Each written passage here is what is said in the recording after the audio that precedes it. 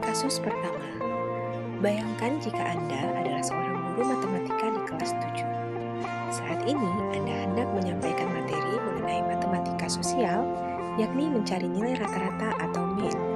Untuk memudahkan peserta didik dalam memahami pembelajaran, Anda mencoba untuk membuat urutan atau langkah-langkah yang perlu diikuti oleh peserta didik agar dapat mencari nilai rata-rata pada sebuah soal. Anda meminta kepada peserta didik untuk mengerjakan soal yang Anda berikan.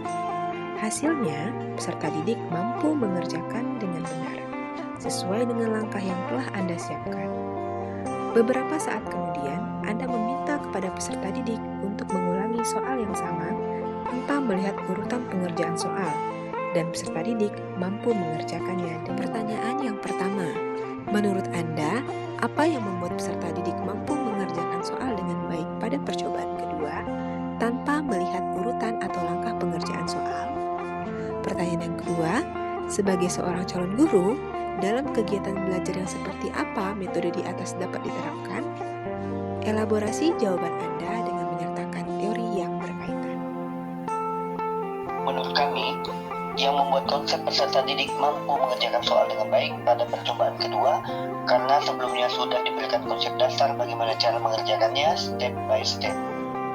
Adapun teknik yang diterapkan adalah scaffolding.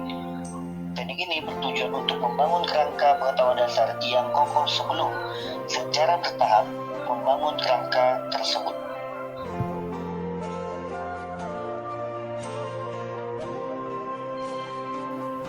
Menurut kami, metode scaffolding dapat diterapkan dalam kegiatan belajar dalam kelompok-kelompok kecil. Pada tiap kelompok, diharapkan mereka bisa berkolaborasi antar teman. Dalam kegiatan belajar seperti ini, akan terciptanya pembelajaran kooperatif secara interaktif dan kolaboratif sesuai dengan arahan guru sebagai fasilitator. Terciptanya pembelajaran kooperatif juga dapat membantu peserta didik dalam meningkatkan keterampilan sosial dan kerjasama. Hal ini sejalan dengan teori konstruktivisme sosial Vygotsky yang berbunyi, "What the child can do in cooperation today, he can do alone tomorrow." Yang artinya, apa yang dilakukan atau dipelajari anak hari ini dengan bekerja sama dapat dilakukannya secara mandiri pada masa yang akan datang. Kasus 2. Rina adalah seorang guru di kelas 1 sekolah dasar. Sebagian besar peserta didiknya belum bisa berhitung dengan lancar. Rina sedang memikirkan cara yang sesuai untuk membantu setiap peserta didik menyelesaikan tantang belajarnya. Pertanyaan pertama, menurut Anda apa yang dapat Rina lakukan untuk membantu peserta didiknya sesuai dengan tahap perkembangan usia? Pertanyaan kedua, mengapa Anda menyarankan hal tersebut? Elaborasi jawaban Anda dengan menyertakan teori yang berkaitan. Jawaban pertanyaan pertama, jika dilihat dari tahap perkembangan peserta didik kelas 1 sekolah dasar berkisar umur 6 sampai dengan 8 tahun, berarti masuk pada tahap operasional konkret menurut tahap perkembangan Jean Piaget. Menurut Piaget tahun 2002, peserta didik telah menunjukkan penalaran yang logis dan konkret. Umumnya, sebagian besar anak yang berada pada tahapan ini sudah memiliki kemampuan untuk mempertahankan ingatan tentang ukuran, panjang atau jumlah benda cair. Mereka juga sudah memiliki kemampuan mempresentasikan apa yang dilihatnya melalui kata-kata. Menurut kelompok kami, yang harus dilakukan Rina adalah menggunakan media bermain atau game, di mana media dapat digunakan untuk menyalurkan pesan dari pengirim ke penerima, sehingga dapat merangsang pikiran, perasaan, dan minat serta perhatian siswa sedemikian rupa sehingga proses belajar dapat terjadi. Rina bisa menggunakan game yang menarik yang sesuai dengan kemampuan peserta didik, misalnya media sepoa, kelereng, atau lidi.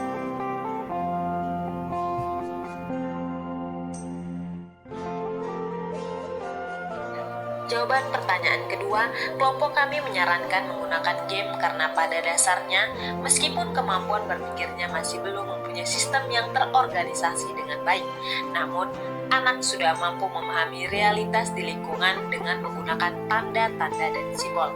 Selain itu, sesuai dengan tahap perkembangannya yaitu operasional konkret, salah satu media yang digunakan bersifat nyata dan sangat mudah dipahami oleh peserta didik.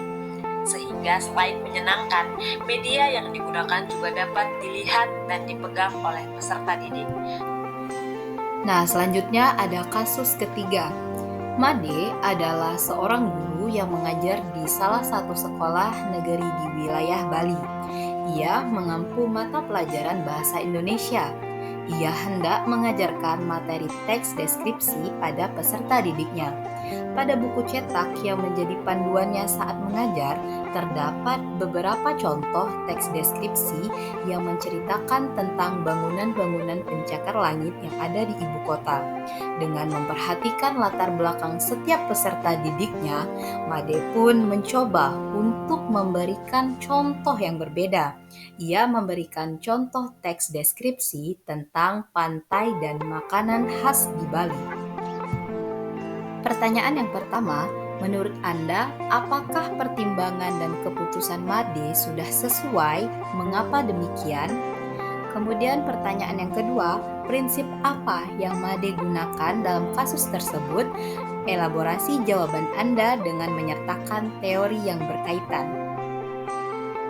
Menurut kelompok kami, pertimbangan dan keputusan Made dalam memberikan contoh teks deskripsi tentang pantai dan makanan khas Bali sangat tepat dan sesuai. Made menggunakan model pembelajaran berbasis kearifan lokal atau local wisdom yang mengintegrasikan nilai-nilai, budaya, tradisi, dan pengetahuan lokal ke dalam proses pendidikan yang bertujuan untuk meningkatkan relevansi pembelajaran dengan konteks budaya lokal. Model pembelajaran ini mengajak peserta didik untuk selalu lekat dengan situasi konkret yang mereka hadapi.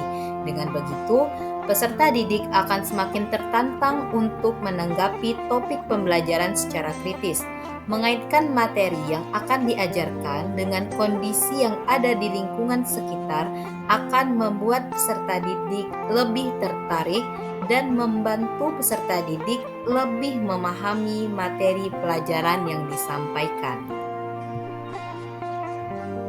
Penggunaan model pembelajaran berbasis kearifan lokal mengacu pada teori belajar konstruktivisme, bahwasanya perkembangan berpikir seorang individu tergantung pada interaksi sosial individu tersebut dengan lingkungannya.